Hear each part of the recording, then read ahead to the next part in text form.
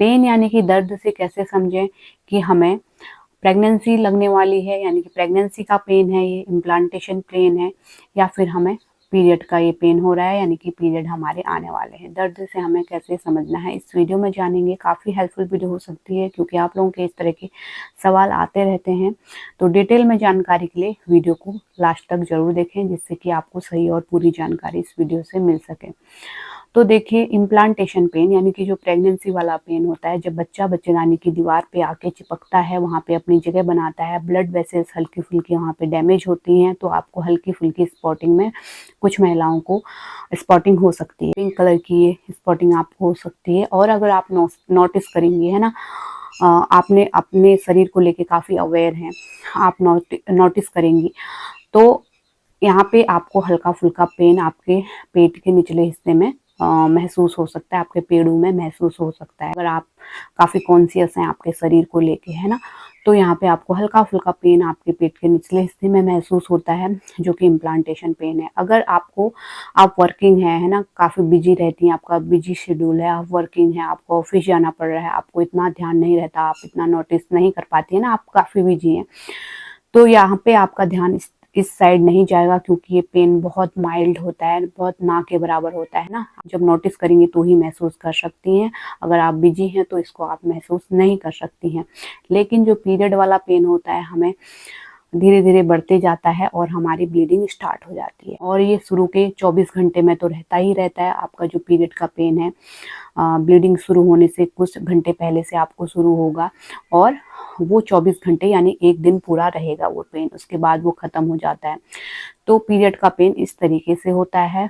जो इम्प्लांटेशन का पेन है, कुछ मिनट के लिए आपको हो सकता है, जब आपको स्पॉटिंग हो रही हो उस टाइम पे, या फिर नहीं भी महसूस हो सकता है, क्योंकि इम्प्लांटेशन ब्लीडिंग हर फीमेल को, हर महिला को हो ऐसा ज़रूरी नहीं है। इसके अलावा आप और भी लक्षणों से समझ सकते हैं, जैसे पीरियड में क्या होता है कि जैसे पीरियड आने वाले होते हैं, उससे पहले से आपको ब्रेस्ट में भारीपन महसूस होगा, हल्का पेन भी महसूस हो सकता है, और इसके अलावा आपको नोज़िया, वॉमिटिंग कुछ महिलाओं को होता है ना, और कुछ को नहीं होता है। ठीक इसी तरीके से आपको प्रेगनेंसी में भी होगा, है ना। जो अर्ली प्रेगनेंसी सिम्टम है वो यही होते हैं, आपको ये चीज़ें होंगी। लेकिन पीरियड में क्या होगा कि ये चीज़ें धीरे धीरे आपकी ख़त्म हो जाएंगी, यानी कि ब्रेस्ट आपके हल्के हो जाएंगे। दूसरा, आपको जो पेन है वो 24 घंटे तक रहेगा, उसके बाद नहीं होगा। उसके बाद आपको जो वॉमिटिंग जैसा लग रहा था, सर भारी भारी लग रहा था, वॉमिटिंग आपको हो रहा था, है ना, तो वो भी ख़त्म हो जाएगा। आपको वॉमिटिंग, नोज़िया, जी मिचलाना, ये सब ख़त्म हो जाएगा। लेकिन अगर आपको सच में प्रेगनेंसी लगी होगी तो यहाँ पे ये चीज़ें बरकरार रहती हैं, ये चीज़ें रहती हैं कंटिन्यू, यानी कि आपका जी मिचलाना बंद नहीं होगा। मॉर्निंग के टाइम पे आपको जी मिचलना, या फिर कोई तेज स्मेल से आपको प्रॉब्लम होना, इरिटेशन होना, ऐसा लगेगा कि अभी वॉमिटिंग आ जाएगी, है ना, तो ये आपको प्रेगनेंसी होगी तो ये चीज़ें बरकरार रहेंगी, ये चीज़ें। और ब्रेस्ट आपके भारी से लगेंगे, ये चीज़ आपको पीरियड में ये चीज़ कम हो जाती है। जैसे ब्रेस्ट हल्के लगने शुरू हो जाते हैं और आपको वॉमिटिंग होना कम हो जाती है, ख़त्म हो जाती है। पेन आपको 24 घंटे रहता है, फिर उसके बाद ख़त्म हो जाता है। ब्लीडिंग आपको रहती है 4-5 दिन, जो भी आपको ब्लीडिंग रहती है ना। लेकिन जो प्रेगनेंसी अगर आपको लगी होगी तो यहाँ पे आपको जो ये लक्षण हैं, जैसे उल्टी आना, थकान होना, कमजोरी जैसा लगना, खाने का मन ना करना, ये चीज़ें लगातार रहती ही हैं 2-3 महीने तक। शुरुआत के 2-3 महीने तक ये चीज़ें रहती ही रहती हैं आपको। तो इन चीज़ों से आप दोनों में डिफरेंस समझ पाएंगी और डिफरेंस कर पाएंगी। दूसरा, आपको प्रेगनेंसी टेस्ट भी ज़रूर कर लेना चाहिए। आपके जो पीरियड डेट मिस हो जाती है तो आपको वेट नहीं करना चाहिए, लेट लपाट आपको नहीं करना चाहिए।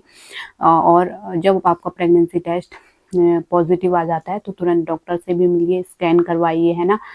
स्कैन में काफ़ी चीज़ें पता चलती हैं हमें। एक्टोपिक प्रेगनेंसी तो नहीं है, प्रेगनेंसी अपनी जगह पे है या नहीं है ना। मल्टीपल प्रेगनेंसी तो नहीं है, बच्चे की हार्ट बीट आई है या फिर नहीं आई है। कई चीज़ें हमें पहले स्कैन से पता चलती हैं, जो कि 6 हफ्ते में यानी कि 1.5 महीने में कराया जाता है।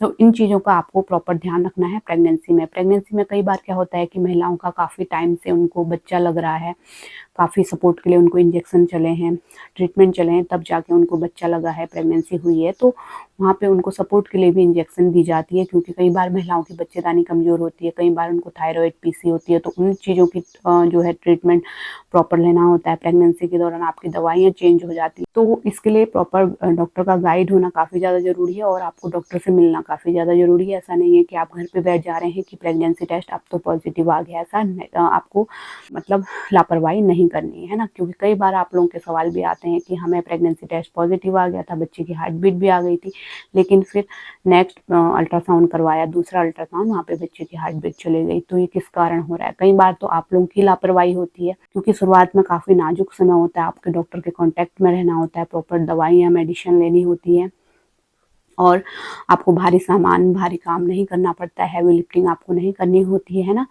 तो ये चीज़ें आपको ध्यान रखनी होती हैं। ओके, और मेरे चैनल पे भी वीडियो आपको मिल जाएंगी प्रेगनेंसी से रिलेटेड, कब आपको अल्ट्रासाउंड कराने हैं, प्रेगनेंसी में कितने अल्ट्रासाउंड होते हैं, हर महीने कितना जो है वेट बच्चे का नॉर्मल वेट प्रेगनेंसी में कितना होता है लास्ट तक, है ना, और बच्चे की हार्ट बीट कितना होना नॉर्मल है प्रेगनेंसी में, ये चीज़ें, और पेट कब दिखाई देता है, काफ़ी वीडियोज़ हैं, आप देख सकते हैं मेरे हेमा मेहरा ऑफिशियल चैनल पे।